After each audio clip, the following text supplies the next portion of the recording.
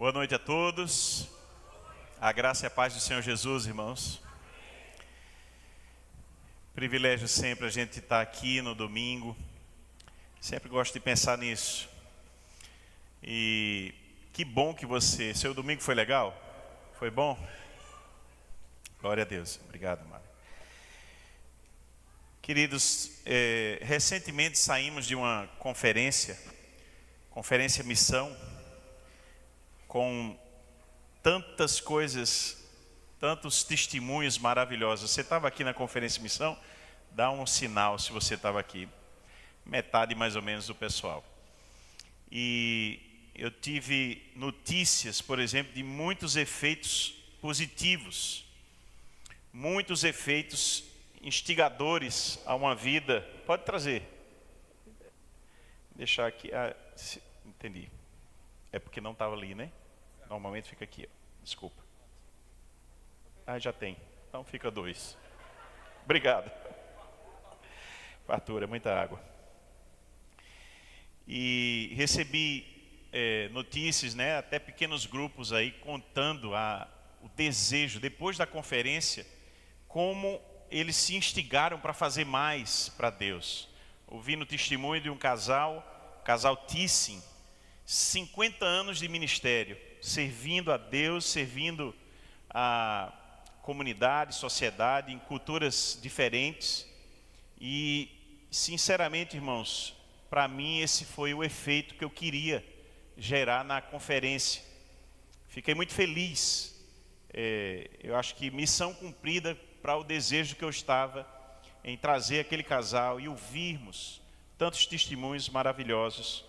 Foi uma bênção, e que bom que você pôde aproveitar, né? Essas pessoas conseguiram aproveitar bem, e foi muito importante isso para mim, para eu ouvir. Ao mesmo tempo, eu reputo como diferenças culturais, linguísticas e de cosmovisão teológica foram percebidas. E também não tenho problema em dizer isso, afirmar isso. Quando isso acontece, a melhor coisa é abordarmos o assunto ou os assuntos com um tempo maior, com mais calma, e reafirmarmos pontos que são muito importantes para a nossa fé. Se você é minha ovelha há algum tempo, certamente isso está ao longo das minhas mensagens, e você certamente percebeu alguma diferença em algumas frases colocadas aqui. Isso é normal acontecer quando há pessoas diferentes no púlpito. Se a gente pesquisar dentro dos nossos pastores mesmo, a gente vai ter dentro da nossa igreja algumas diferenças teológicas. Isso é absolutamente normal. Todo convidado a gente está sujeito a ouvir isso. Mas, no entanto, eu acho que foi muito oportuno que isso acontecesse. Eu quero declarar que nossa visão teológica não é liberal, nem universalista, nem mesmo flertamos com coisas assim. Que fique muito claro. Eu acho que se você é minha ovelha, você já sabe disso. Você já sabe que eu penso assim. Teologia do processo não tem espaço na nossa igreja. Daí vimos uma oportunidade excelente para que a gente trouxesse aqui com mais calma e transformando isso numa série de mensagens, colocando alguns pontos teologicamente relevantes para que a gente reafirme para a igreja, dado que eu já entendo que você já conheça a teologia da nossa igreja pelas mensagens que a gente tem trazido. Mas essa nova série de mensagens, então, surgiu num cafezinho com o pastor Thomas. Foi muito oportuno esse café. E a gente desenvolveu 4 mensagens juntos, que englobam pontos estratégicos importantes para a gente reafirmar a nossa fé. Você está comigo até aqui? Amém, amém, que bom. Então, essa mensagem é a primeira de 4, onde eu estarei trazendo as 2 primeiras, e o pastor Thomas prontamente se prontificou me ajudar também, trazendo mais 2, dado que os temas, eles tentam englobar muita coisa junto, é um desafio, é muita coisa. Mas, enfim, eu acho que vai ser importante. Então, percebendo tudo isso, eu quero dizer algumas coisas. Sempre teremos então nessas 4 mensagens, que eu chamei de o caminho do equilíbrio, certo? Olha lá essa imagem, obrigado Netão, para trazer. Não necessariamente coisas paradoxais, mas algumas horas parecem ser. E dentro da Bíblia a gente encontra muito, eu via dias atrás Luiz Saião, por exemplo, falando sobre isso.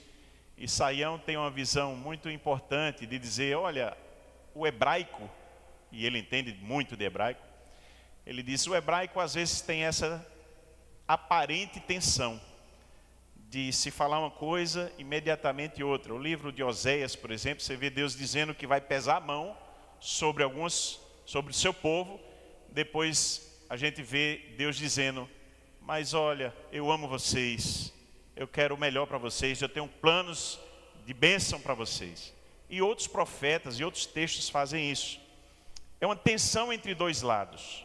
Isso é muito importante e é maduro a gente entender que às vezes um tema, por exemplo, ele tem 2 lados, como uma moeda.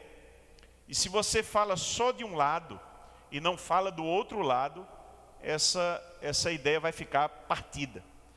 Então assim, a gente escolheu 4 temas bem estratégicos para a gente abordar coisas importantes aqui para os irmãos. Então, soberania de Deus, por exemplo, versus liberdade humana, responsabilidade humana, livre-arbítrio, livre escolha, o que você entenda, e a gente vai falar um pouco sobre isso. A Bíblia, a experiência também com Deus, o que é que nos baliza, o que é que nos põe no eixo. A cultura, qual é a nossa inserção na cultura, como as escrituras se aplicam para isso. A igreja local, seu papel e a visão de uma missão mundial. Como a gente baliza todas essas coisas, você vai encontrar nessas próximas mensagens. Estou dando uma noção para você saber, são temas super importantes, relevantes demais, e ao mesmo tempo um desafio, e certamente você vai precisar ler um pouco mais também, e a gente vai tentar abordar a parte mais essencial dessa inter-relação, às vezes não uma ideia paradoxal, às vezes uma ideia sinérgica, a gente precisa entender a visão. Então, eu quero ler o texto de hoje. Hoje vamos estar abordando a soberania divina e o outro lado da moeda, a responsabilidade humana, a liberdade humana, o livre-arbítrio ou livre escolha, e vamos falar um pouco sobre isso. E eu escolhi o texto de Jonas. Eu poderia ter escolhido outros textos, mas você vai entender porque eu escolhi Jonas. Capítulo 1, verso de 1 em diante. Nós vamos ler e vamos tentar, assim, ser objetivos e práticos também, trazendo algumas aplicações para nós, irmãos.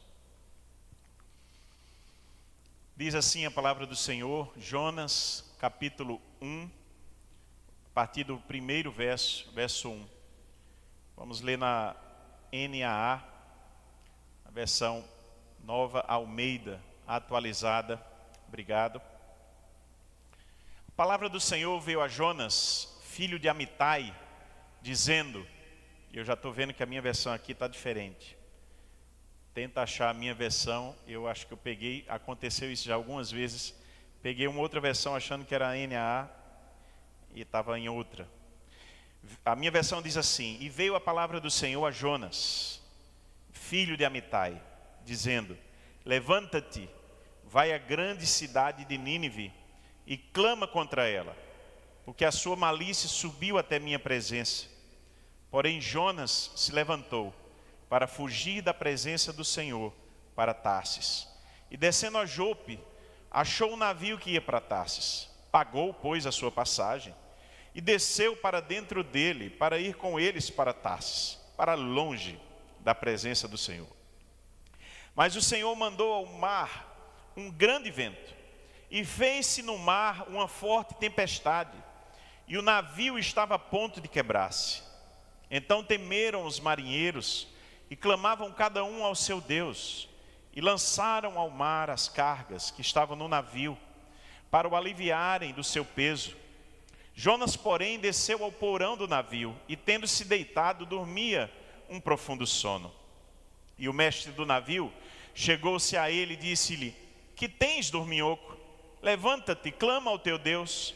Talvez assim esse Deus se lembre de nós, para que não pereçamos.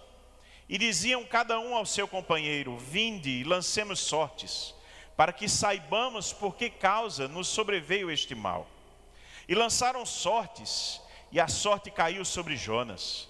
Então lhe disseram: declara-nos tu agora, por causa de quem nos sobreveio este mal. Que ocupação é a tua? De onde vens? Qual é a tua terra? E de que povo és tu? E ele lhes disse: eu sou hebreu, e temo ao Senhor, o Deus do céu, que fez o mar e a terra seca. Então estes homens se encheram de grande temor, e disseram-lhe: por que fizeste tu isto? Pois sabiam os homens que fugia da presença do Senhor, porque ele lhe tinha declarado. E disseram-lhe: que te faremos nós, para que o mar se nos acalme? Porque o mar ia se tornando cada vez mais tempestuoso.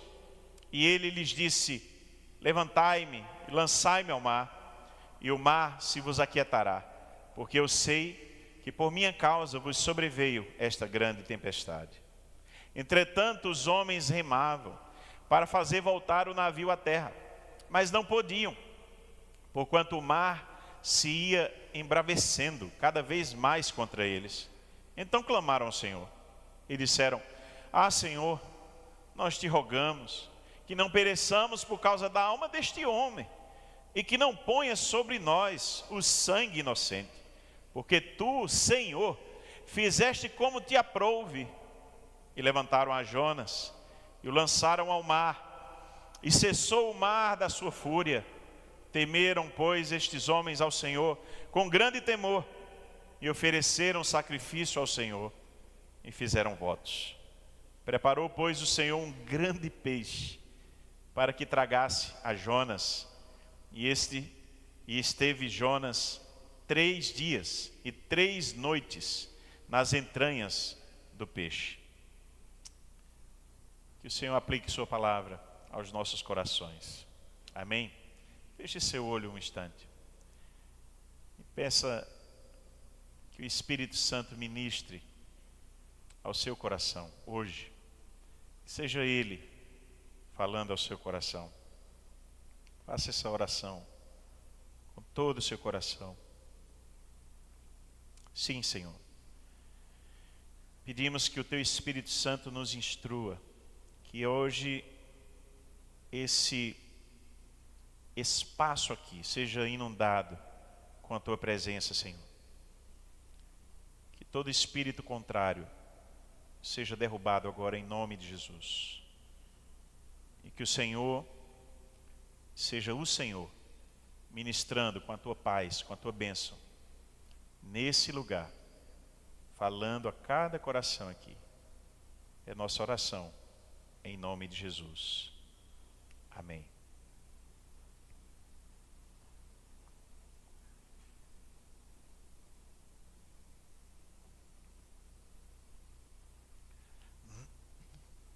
Quantos já tinham lido o livro de Jonas?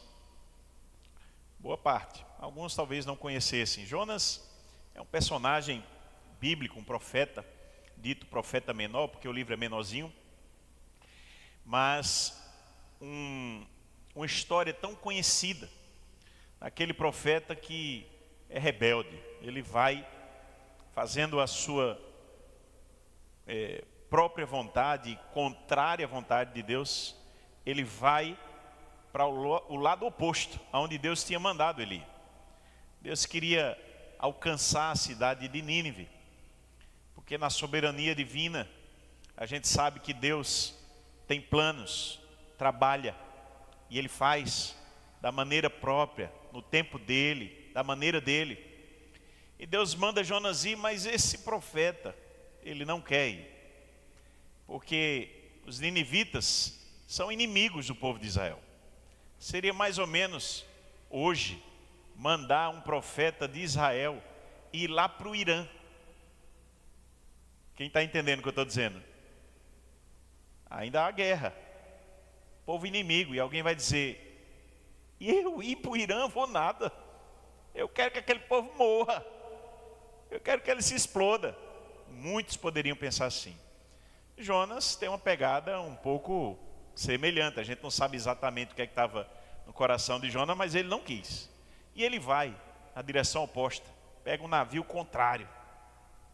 E a gente ouviu essa história aqui, você viu como Deus faz de um outro jeito, né? E aquele maremoto, aquele terremoto, começa a acontecer ali um movimento que só Deus pode fazer essas coisas, mas o cara está dormindo. É a maneira de desleixo, de apatia, de renúncia à vontade de Deus, lá no fundo, mostrando o quanto Jonas caiu, o quanto Jonas foi para as profundezas, um lugar mais escuro, um lugar longe, querendo fugir da presença de Deus. Mas Deus movimenta aqueles marinheiros que não tinham a mesma fé. Deus usa aquela situação em favor até dos próprios marinheiros, para que Jonas pudesse proclamar a fé dele. E aí eles descobrem que Jonas é a razão de toda aquela tempestade, de toda aquela coisa. Já se livram de alguns pesos, mas não resolve. E até que Jonas então confessa: olha, a culpa é minha. A culpa é minha. Eu estou fugindo do Deus que criou o céu, a terra e esse mar. É Ele que está movimentando tudo, é Ele que está fazendo isso aí. Me joguem no mar. E os caras resistem um pouco, são tão éticos, né? Querem ajudar Jonas, não vamos fazer isso não, ele vai morrer nesse mar.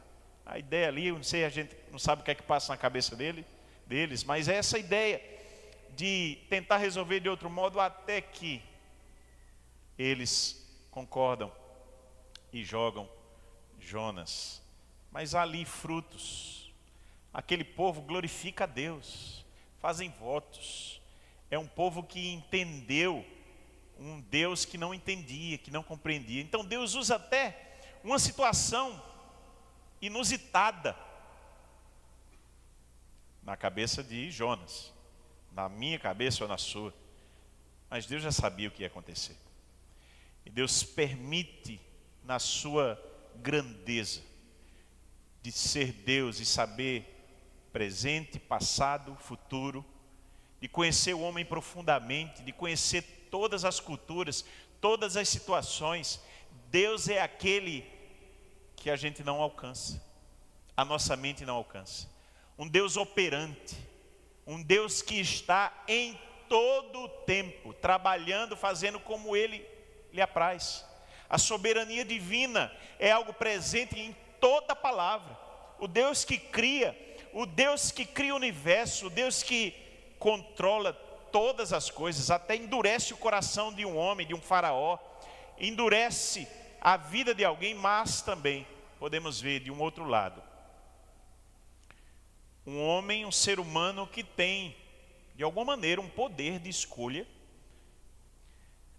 que os teólogos do século XVII enlouqueceram com isso, de como pensar o processo, o que é que acontece entre a escolha humana e a soberania divina. E você tem livros e livros, essa semana li 2 sobre isso, para me lembrar de algumas coisas. Obrigado, pastor Geraldo, que me emprestou. Teve um que eu comecei e não consegui parar, até terminar, numa noite. São coisas tão importantes para nós, gente, mas certamente nós não alcançamos. E o que a gente vai falar aqui são as tentativas de Armínio, Calvino, homens que tentaram idealizar uma maneira de pensar. Não quer dizer que nenhum dos dois está certo. Certamente, se você for ler o pensamento de um, de outro, pode ser que você incline mais para um lado, pode ser que incline para o outro. Vai ter o calvinista aqui duro, certo. Vai ter o arminiano também roxo. Vai ter gente que fica: meu Deus, eu acho que isso aqui está faltando alguma coisa. Mas volto a dizer, isso não é escola bíblica. Eu não vou satisfazer o assunto, não daria tempo. Em 45 minutos não daria tempo. Então eu tenho que entrar no assunto, sair do assunto. E você vai me perdoar, Se você queria ouvir mais, aí a gente vai deixar para o ano que vem, para a escola bíblica, né? A gente trabalhar essas temáticas com mais tempo ainda do que a gente vai abordar aqui. Então, sobre o livre-arbítrio, irmãos, essa liberdade de escolha, e a gente já pensa na salvação, mas eu quero ampliar um pouco, porque há variações nos termos, há pensamentos. Saião fala muito bem sobre esse assunto, sem nem se posicionar como arminiano ou calvinista, mas o assunto é importante, como ele fala bem. Há quem pense, por exemplo, que nós não decidimos coisa alguma, que tudo é 100% controlado por Deus e somos apenas executores do que Deus já decidiu. Isso entra em conflito com a ideia de que Deus não concordaria, por exemplo, com o pecado. Se eu pensar em 100% das minhas ações controladas por Deus, como é que eu explico um Deus que não compactua com o pecado, concordar com o que eu peco? Então essa ideia, ela cai por água abaixo, ela desce. Então essa parte, Deus não guiaria em nós. Isso não tira a soberania de Deus. Quem está entendendo o que eu estou dizendo? Vamos falar mais sobre isso. Outra perspectiva é que há muitas coisas que realmente não decidimos. Há muitas coisas. Elas já vieram no pacote da sua vida. Quando eu e você acordamos, foram determinados, algumas coisas foram determinadas alheias à minha vontade e à sua vontade. Vou dar alguns exemplos aqui. O país que você nasceu, a sua cidade, a sua cultura. Você não escolheu. Estava lá no céu dizendo, ó Deus, é o seguinte, eu quero nascer no Brasil, viu? Não, isso não aconteceu. Sua família. Vai ter gente que vai dizer assim, meu Deus do céu, por que tu me desse essa irmã? Tem gente sorrindo. Vou ter que aturar o resto da minha vida, é minha irmã de sangue. Momento histórico, a época. Eu queria ter nascido na época de Cristo para poder ver. Você não controlou isso, você está aqui hoje. As características físicas, sua cor da pele, dos olhos, os cabelos. Você vai tentar mudar. Vai ter aquela mulher que vai dar um tapa no cabelo, ficar mais louraça, né? Mas não tem jeito. Algumas coisas estão ali e são passageiras porque você nasceu de um jeito. E há tantas outras coisas, a sua primeira língua, a queda. O fato do pecado já está dentro de nós. Eu queria ter nascido como Adão, com o livre-arbítrio 100% garantido, sem influência do pecado. Você não tem isso, não tem. Não tem, você nasceu já depois da queda. O pecado está em você, viu? Vire para o seu irmão e diga assim, o pecado está dentro de você. Isso não é motivo para não procurarmos santidade, mas o pecado está dentro de nós. Dito por Jesus, o pecado sai do coração humano, sai o homicídio, sai o adultério, tudo sai dentro do coração humano. Jesus falou sobre isso. O quanto a queda nos afetou. Certamente afeta a nossa liberdade de escolha. Certamente. Há quem diga que o homem só pode escolher o que não presta. O homem natural. Aquele que é reformulado pelo Espírito Santo. Certamente pode fazer boas escolhas. Sinceramente, irmãos, do ponto de vista geral da vida, nós podemos escolher muito pouco sobre todas essas coisas que eu tenho falado. Mas o ser humano é a parte limitada quando refletimos sobre soberania divina e escolhas humanas, liberdade, responsabilidade humana, livre-arbítrio. Vou usar esse termo.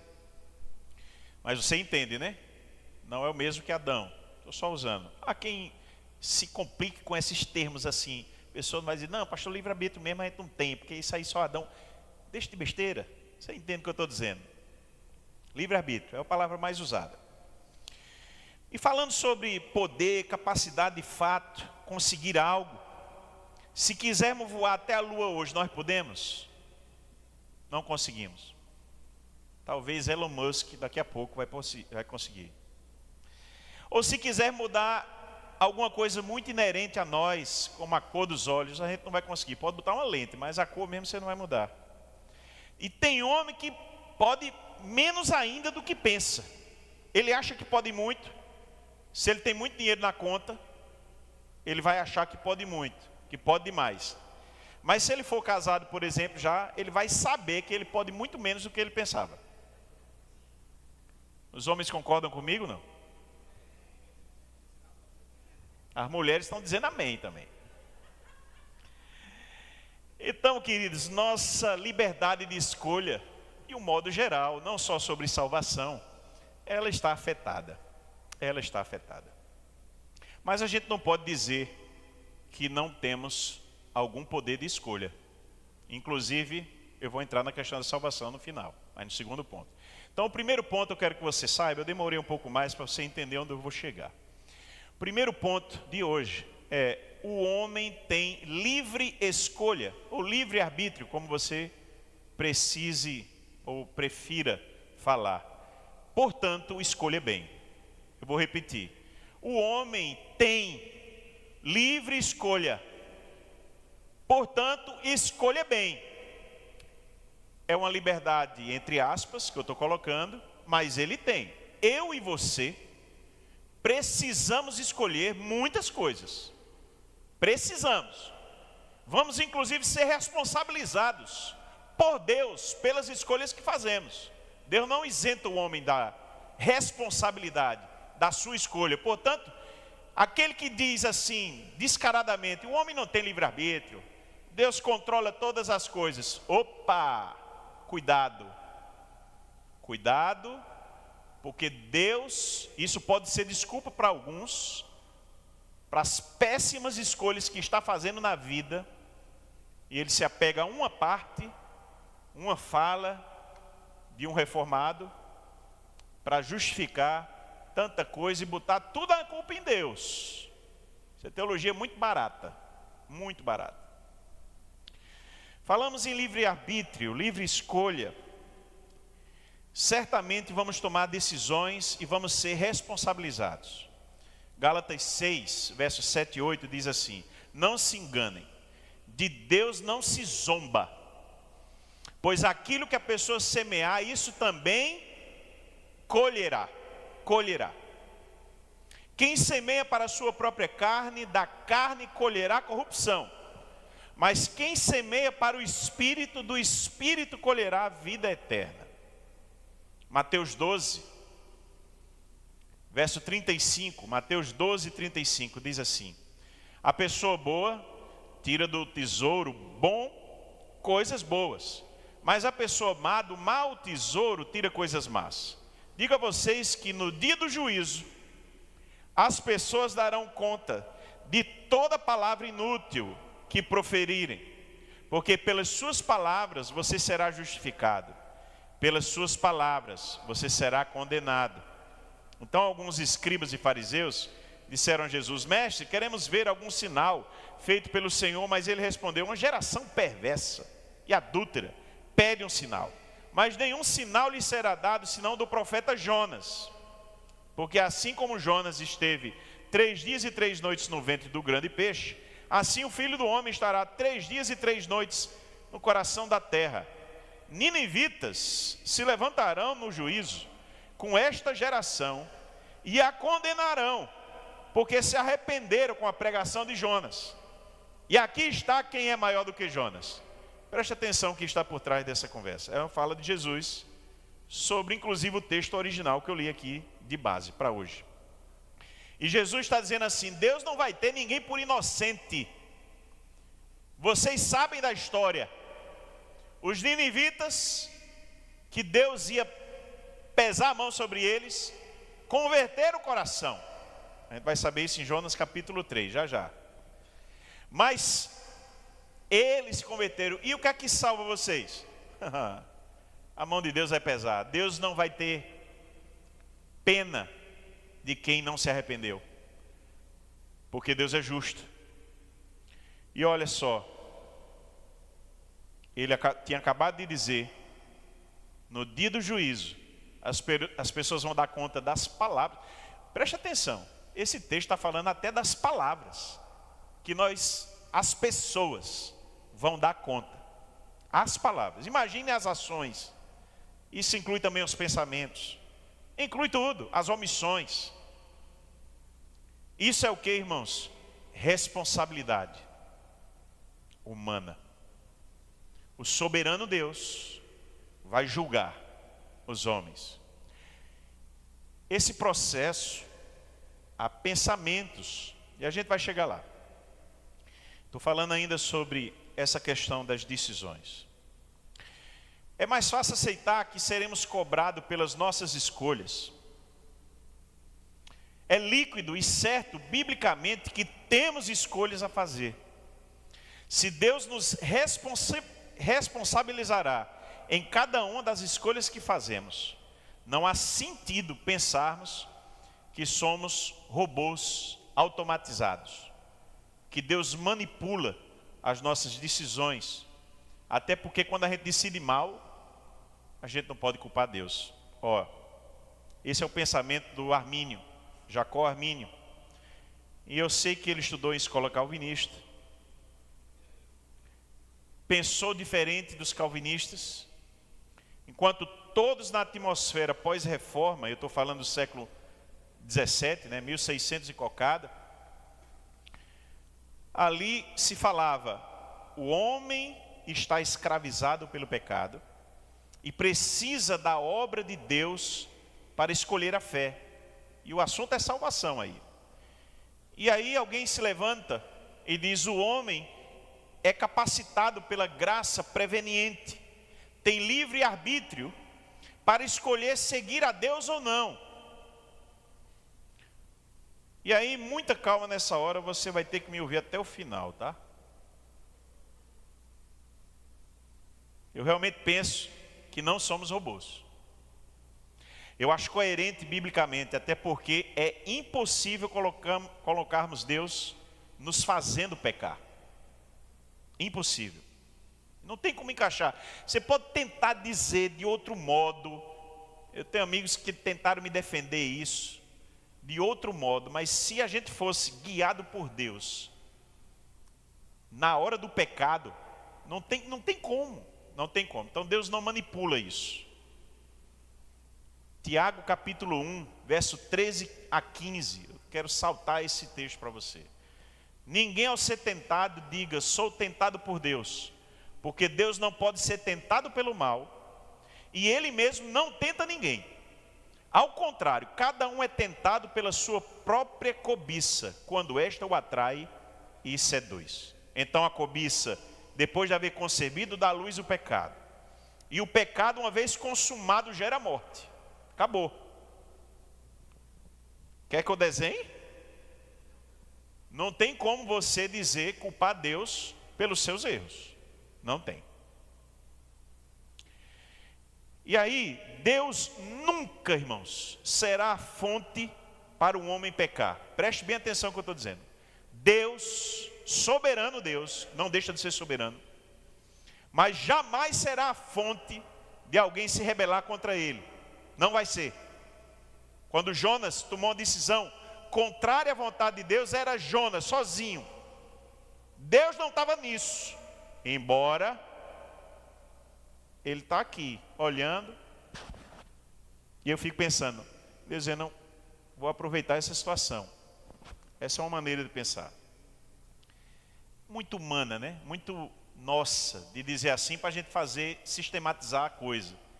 Mas Deus já sabia, Deus sabe de tudo, irmãos. Deus sabe que Jonas ia negar e ia para o outro lado. E Deus sabia que tinha uns marinheiros ali, precisando ouvir a palavra, precisando saber que existe um Deus criador. E esses homens glorificaram a Deus. De algum modo, chegou para eles. Mas eu não posso dizer que Deus colocou no coração de Jonas a rebelião para ele ir contrário. Não posso. Seria uma afronta a Tiago. eu falar isso. Uma afronta às Escrituras. Deus nunca vai ser a fonte para ninguém pecar. Amém, irmãos? Guarde isso no coração. Então pensa aqui. A gente poderia usar outros textos, tá? Deus é santo, irmãos.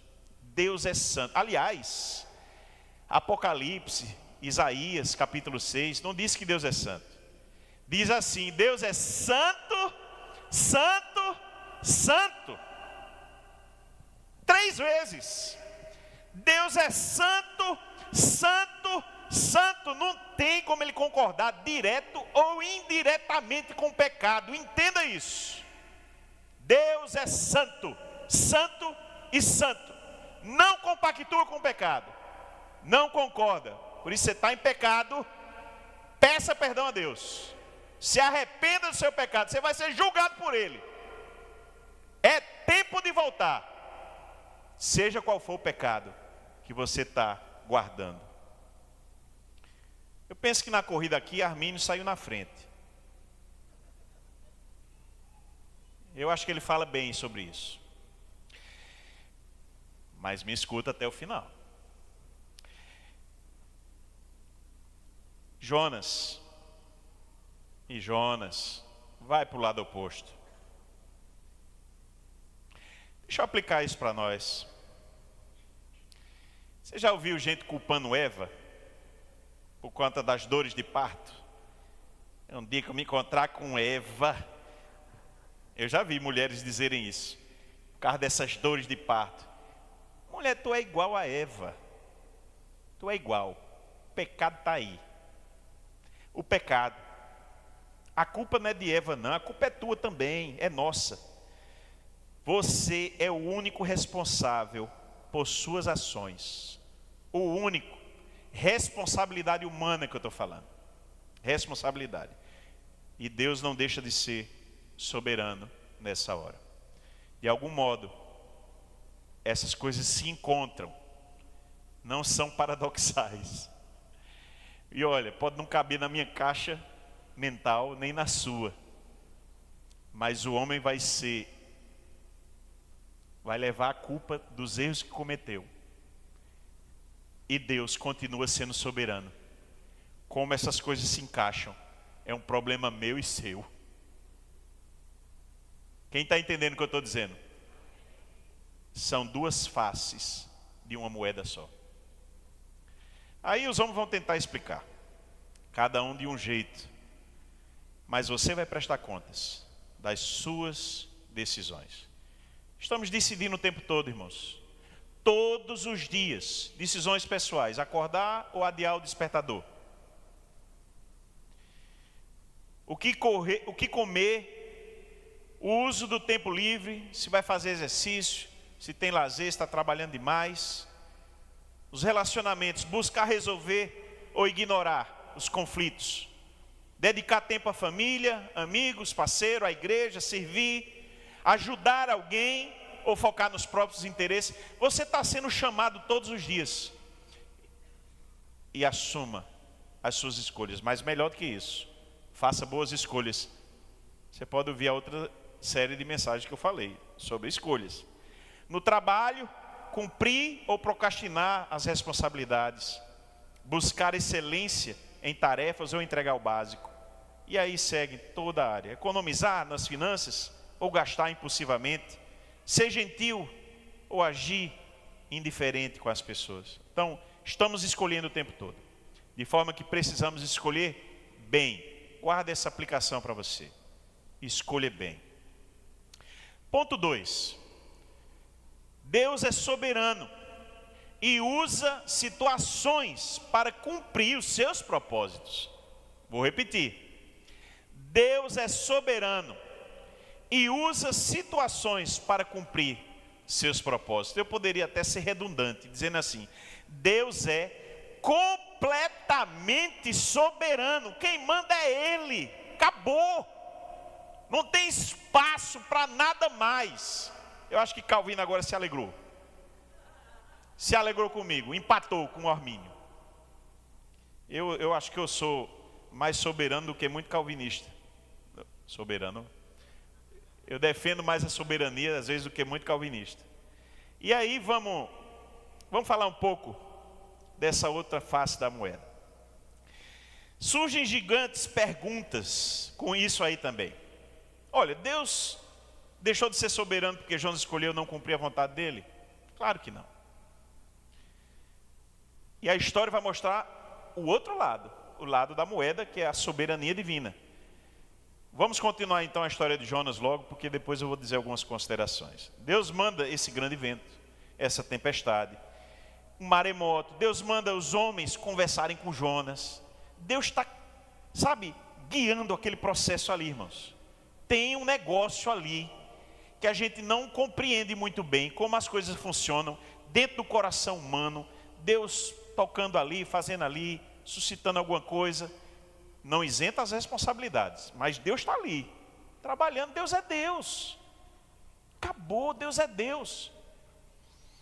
E aí, se a gente vai ler o texto, eu não vou ler o texto de novo, a gente já leu com atenção, acredito. Mas soberania, irmãos. Deus permite Jonas ir até o barco. Jonas já tem que pregar para aqueles caras do navio. É um profeta que, querendo fazer contra a vontade de Deus, ele está ali fazendo vontade de Deus, pregando para aqueles homens. A gente tem um pensamento muito pequeno, né? Olha, na nossa cabeça, a primeira leitura, a gente diz assim: Deus mandou Jonas ir para Nínive, para ir pregar lá, porque ele tinha um projeto lá, e Jonas simplesmente foi para o lado oposto. Irmãos, agora olhe por uma perspectiva. Eu comecei assim, né? Mas agora eu vou dizer de outro modo para você. Deus sendo Deus, Deus sendo o soberano, Deus sendo perfeitamente conhecedor de todas as coisas, Ele disse a Jonas: Jonas, vai para Nínive. Porque ele já sabia que Jonas ia para o outro lado. Mas Deus já sempre quis que Jonas fosse para ali, que pregasse para aquele pessoal lá. Deus sempre soube que ia usar uma baleia, a gente diz baleia, né? Mas um grande peixe, que ia usar para levar para o outro lado, que ele ia ficar lá preso 3 dias. Deus sempre soube disso, irmãos. Você tem alguma dúvida disso? Tenha não.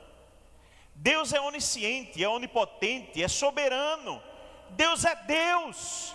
E se você diminuir isso, Ele já deixa de ser Deus. Quer dizer, Ele não vai deixar, né, de ser Deus. Na sua cabeça, você já está com idolatria, porque isso não é o Deus verdadeiro. O Deus verdadeiro, Ele é soberano. Ele governa todo o universo. Governa. Esse é o governo dele. Deus controla as situações. Olha, isso aqui a gente vê o livre-arbítrio de Jonas, quando ele é jogado no mar. Para onde foi o livre-arbítrio de Jonas, irmãos? Para o fundo do mar também com ele. Para o fundo do mar. Ou melhor, para dentro do peixe. Porque foram 3 dias. Você já pensou que ia ficar 3 dias enrolado com as algas, num canto apertado, escuro, pensando que vai morrer? Não, você não sabe o que é isso não. Eu e você, a gente pode imaginar, mas eu e você não sabemos o que é isso. Então, isso é Deus agindo da maneira dele. Olha, não diminua Deus. Não diminua. Deus é soberano. E eu tinha tanto para falar aqui. Eu vou só citar Isaías 40, verso 12. Quem mediu na concha de sua mão as águas e tomou a medida do céu, dos céus aos palmos, fez a medida dos céus. E recolheu numa medida o pó da terra, pesou os montes com peso e os outeiros em balança. Olha o verso 14. Com quem tomou ele conselho, que lhe desse entendimento e lhe ensinasse o caminho do juízo, e lhe ensinasse conhecimento e lhe mostrasse o caminho do entendimento. Eis que as nações são consideradas por ele como a gota de um balde. A gotinha, uma gota, as nações, como o pó miúdo nas balanças. Irmãos, Apocalipse 15, verso 3, e cantavam o cântico de Moisés, servo de Deus, o cântico do Cordeiro, dizendo: grandes e maravilhosas são as tuas obras, Senhor Deus, o que, irmãos? Todo-poderoso, justos, verdadeiros são os teus caminhos, ó Rei dos santos. Quem não te temerá e não magnificará o teu nome? Soberania, soberania. Eu não vou ter tempo para explicar tudo que eu queria, hoje não. Acho que a gente vai ter que fazer escola bíblica, viu, pastor André? O ano que vem aí vamos botar uns temas assim, para a gente poder ter mais tempo. Mas, para a salvação, porque isso... Aí tem uns textos que nos põem para pensar. Efésios capítulo 1, verso 4 e 6. 4 a 6. Antes da fundação do mundo, Deus nos escolheu. Nele, para sermos santos e irrepreensíveis diante dele, em amor, nos predestinou. Irmãos, deixa eu dizer uma coisa para você. Aqueles que não gostam muito da ideia de ter sido eleito, predestinado, não fica meio inquieto com essas palavras. Fique não, mas eu acho que a gente teve a chance, Deus nos deu a graça preveniente e a gente pôde escolher. Olha, irmãos, eu não sei uma coisa, eu sei que a Bíblia chama a gente que foi escolhido e eleito por Deus. Os dois momentos desses grandes homens, pensadores, é que o momento disso é diferente. Um acha que foi antes da fundação do mundo essa decisão, outro acha que foi um pouquinho depois, porque usa o outro texto. Se a gente usar 1 Pedro, a gente vai dizer que Deus escolheu isso. 1 Pedro capítulo 1, verso 2. Olha só. Eleitos segundo a presciência de Deus Pai. Ou seja, é porque Deus já sabia que aqueles iam crer. Vocês estão entendendo? Quem tem a verdade sobre isso? Meu Deus, isso dá briga no seminário. Dá briga até hoje. Desde 1600 e pouco o povo está brigando por isso. A gente vai brigar por isso, irmãos? Vai não. Aqui eu tenho calvinistas e aqui eu tenho arminianos. Vamos nos respeitar, porque isso aqui é grande demais para caber na nossa mente. Mas não muda o fato de Deus ter nos escolhido e nos ter eleito predestinado. Amém, irmãos? Se você hoje teve acesso à salvação, que só vem por meio de crer no Senhor Jesus, não há outro meio de termos acesso a Deus.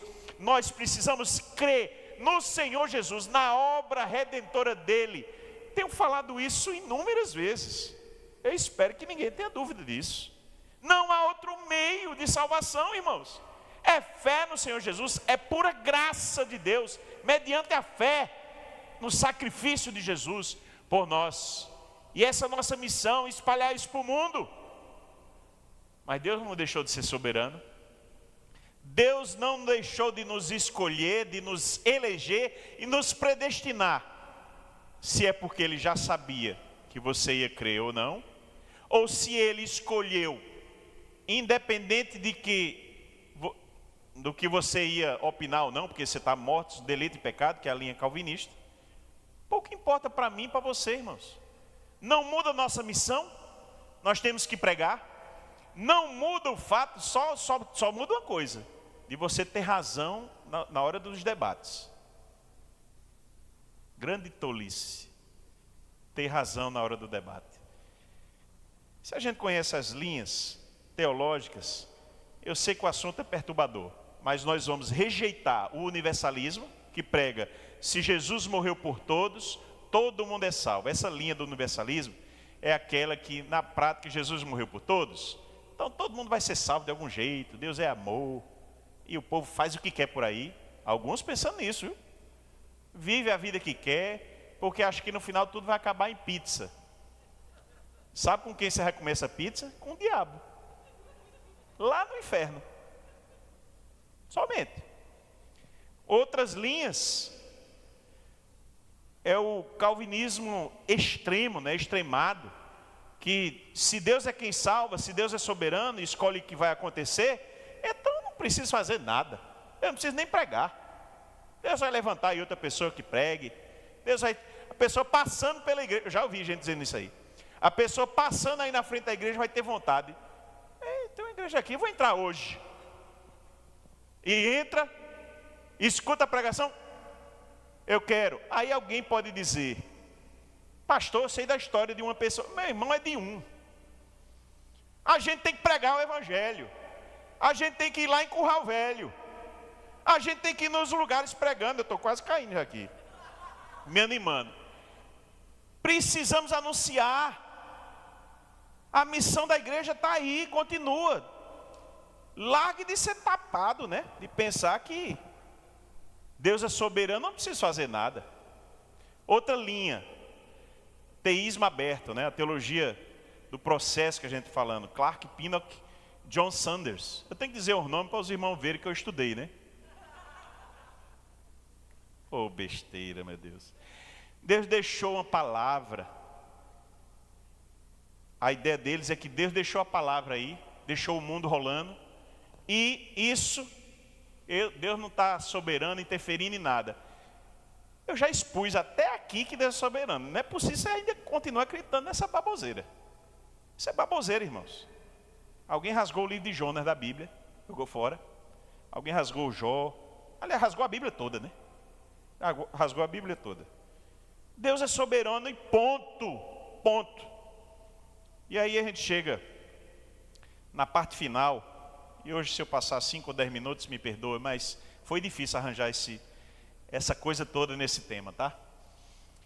Chegamos em Jonas 3. E em Jonas 3, Jonas vai lá. Eu não vou ler com os irmãos. Jonas vai lá. E Jonas prega. Porque o peixe cuspiu Jonas na praia, né? Jonas ainda saiu todo babado de vômito. Acho é pouco, porque não obedeceu logo. E foi para Nínive pregar. E aí não dá outra, né? Ele começa a pregar, olha, 40 dias aqui. E um trecho que de 3 dias era o normal para ele pregar. Jonas prega em 1. Eu acho que era assim, Jonas. Se ele fosse, pessoal, olha, Deus vai trazer juízo aqui. Esse seria o tempo de 3 dias, né? E Jonas vai assim, pessoal, vai desse jeito, né? Pasmem vocês. A cidade inteira se converte. Já estão pensando em fazer um... Já entendi tudo. Vamos fazer aquele stickzinho, né? Eu correndo aqui. Já tem gente balançando a cabeça. Irmãos, que pregação mais ridícula, que pregador mais sem graça. A gente se prepara, hein, pastor Geraldo? Lê os livros, tudo, bota tudo aqui. E Jonas, com uma pregação dessa, a cidade inteira se converte. Às vezes eu prego, irmãos, e o cara ainda fica com raiva do pastor. É o que eu levo para casa às vezes. Eu fico impressionado com essas coisas. Mas eu vou parar aqui. E aí Deus intervém, irmãos, porque Deus é soberano. Deus, Ele toca o coração das pessoas. Deus faz uma obra. Eu disse a você que eu entendo Deus agindo. Irmãos, quando é Deus, você sabe que é Deus. E aí Deus escuta a oração. É o último ponto que eu quero trazer para você. Deus ouve a oração de um contrito, de um crente, um arrependido. Deus ouve essa oração, dentro da soberania dEle. E por que eu estou falando isso? Uma frase ou outra, às vezes a gente entende isso mal. Eu acho interessante. Eu já vi alguns irmãos orarem. Vamos orar para mudar o coração de Deus. Quem já ouviu essa oração? Essa pessoa não leu a Bíblia. Essa pessoa não entendeu que Deus é soberano. Deus não muda, irmãos. Ele não muda o seu caráter, Ele não muda a sua postura. Deus não muda. Ele continua sendo justo, continua sendo soberano, todo-poderoso, mas Ele também é misericordioso e amoroso. Ele sempre foi. Ele é assim sempre. Agora, a oração, ela pode nos ajudar. Primeiro, a gente mudar o nosso próprio coração. A oração, eu tenho dito, ela é muito mais para nós nos alinharmos com Deus, Deus agir em nós, deveria ser pelo menos, do que as orações se vê por aí. E as orações podem mudar as circunstâncias. Podem, isso aí pode. E a gente crê tanto nisso que a gente está aqui sempre orando. E vamos continuar orando. Porque a gente sabe, e aí eu já falei aqui, mas vou repetir, professor Antônio Manuel, lá no seminário Juvep, quando eu fiz anos atrás, falou essa frase, eu nunca esqueci. E ele já aprendeu com o pastor dele, dizendo assim: há coisas que você vai orar e Deus vai dizer não a você. Deus não vai lhe atender. Há coisas que você vai orar, aliás, mesmo que você não ore, Deus vai fazer. É o contrário, né? Mesmo que você não ore, Deus vai fazer. E há coisas que Deus separou na mão dele, para fazer quando você orar. Eu achei fantástica essa explicação. Para mim, ela abriu um leque grande na minha mente. Vou repetir. Há coisas que mesmo que você ore, Deus não vai fazer, Ele é soberano, Ele decidiu que não vai fazer. Há coisas que você, mesmo sem orar, Deus vai fazer. E volta a dizer, Deus é soberano de novo. Mas algumas coisas, Deus separou à vontade dEle. Ele separou para fazer quando você orar. Eu acho muito coerente com a Bíblia inteira isso. E aí a gente vê, por exemplo, Ezequias orando, pedindo a Deus para não morrer naquela hora, né? Deus atende aquela oração. Aí você vai dizer assim comigo: aí, Deus mudou de opinião. Mudou de opinião? Você quer saber, você quer dizer para mim que esse Deus soberano, Ele não sabia que ia acontecer isso, irmãos? É a mesma coisa de Jonas. Você quer dizer que Deus não sabia que Jonas ia endurecer o coração e ia para o outro lado? Pelo amor de Deus. O Deus Criador, esse Deus grandioso, Ele sabe tudo. Deus já sabia que Ezequias ia chorar contrito. E Deus dá algumas palavras. E aí a gente precisa entender que a linguagem, às vezes, né, Deus não fala tudo. Ele fala o que a pessoa precisa ouvir naquele momento. E os desdobramentos vão acontecer. Há tantas coisas que eu poderia... Eu lamento não poder explorar com mais propriedade ainda algumas coisas. Mas olha, se Deus mudasse... Eu botei esse exemplo aqui ilustrando, muito interessante. Se Deus mudasse com nossa oração. Imagine, por exemplo, em outubro agora, o Botafogo vai jogar contra o Flamengo. Em outubro. Vamos dizer que o pessoal, tem gente sorrindo já. Vamos dizer que a torcida do Botafogo orasse para Deus. E Deus se inclina. Achou uma oração bonita. Eu gosto desses meninos aqui. Eu gosto do pastor Geraldo. Eu vou ouvir a oração. Vou dar para o Botafogo esse jogo. Imagine se isso acontecesse.